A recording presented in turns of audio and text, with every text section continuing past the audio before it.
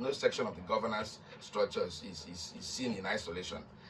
So I can tell you that beyond even the ministry, the government, the way it's structured, is tied to a cohesive motion where everyone, all the operators in governance are all tied into one vision, which is to change the dynamics, make Enugu the preferred destination for investment, preferred destination for living, preferred destination for leisure and tourism. And we are seeing that happen. We are seeing the investment in tourism. We are seeing the investment in logistics. For instance, the introduction of a brand new formidable airline that we're all proud of called Enugu Air.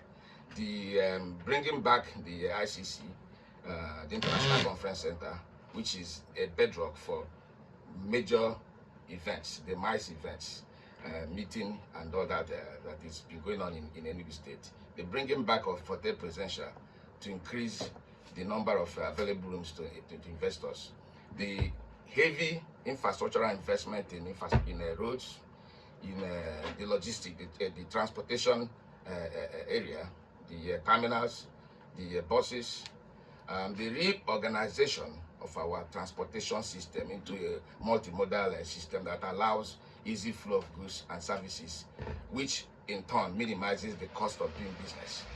The the expansion and the bringing into focus private sector involvement in the economy.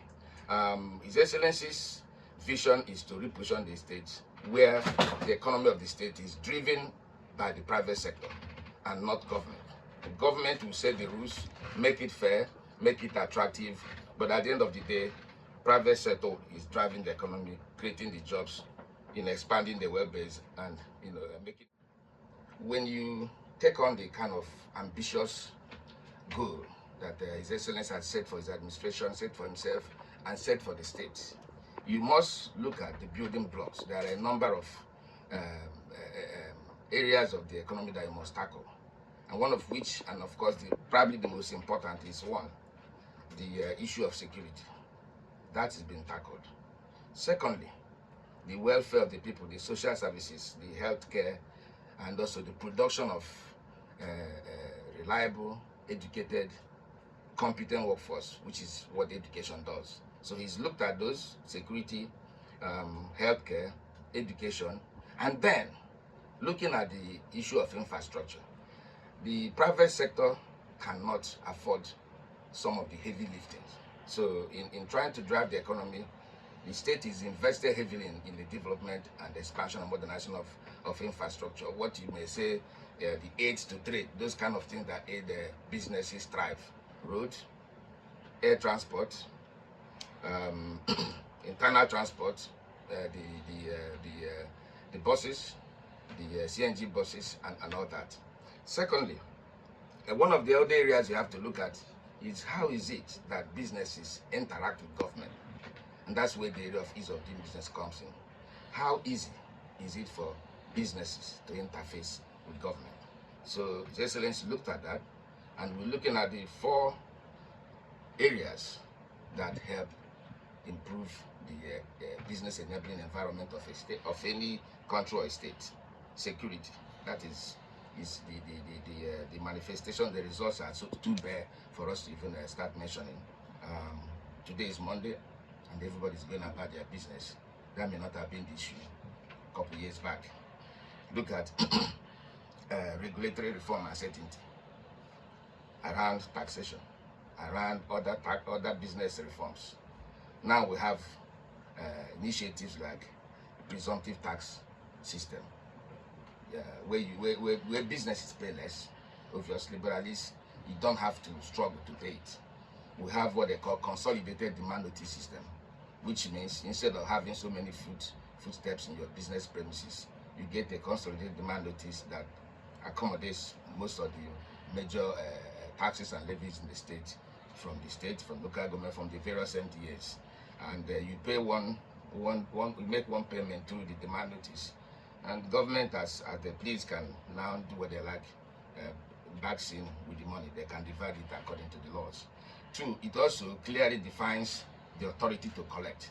It's not like before, where every Tom, Dick, and Harry is busy creating taxes, creating levies that are not legally mandated.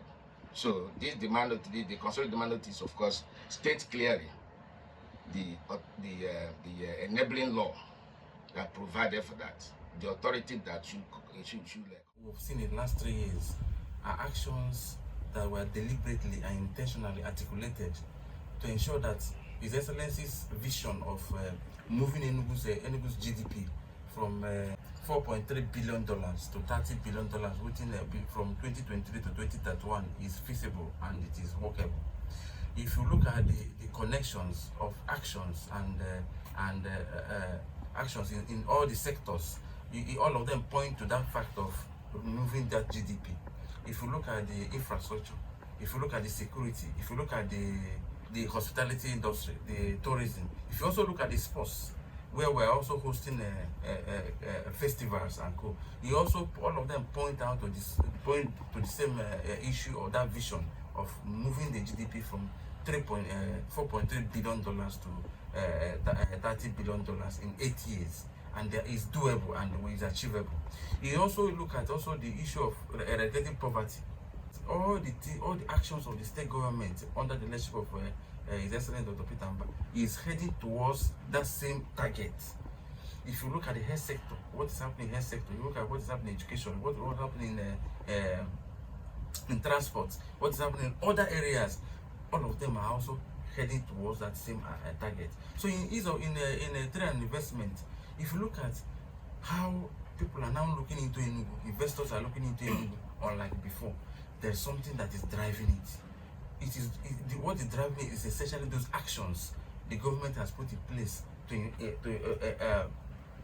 attract investors. You understand? The investor doesn't go to where he or she is not sure of safety of his investment and return on investment. So for them to look into Enugu means that we've achieved that aim of restoring the confidence of investors in terms of security of the investment and also return on investment. It's easier now in the Enugu state to do business. It's easier now in the Enugu state to pay taxes. It's easier now in the Enugu state to get services from government.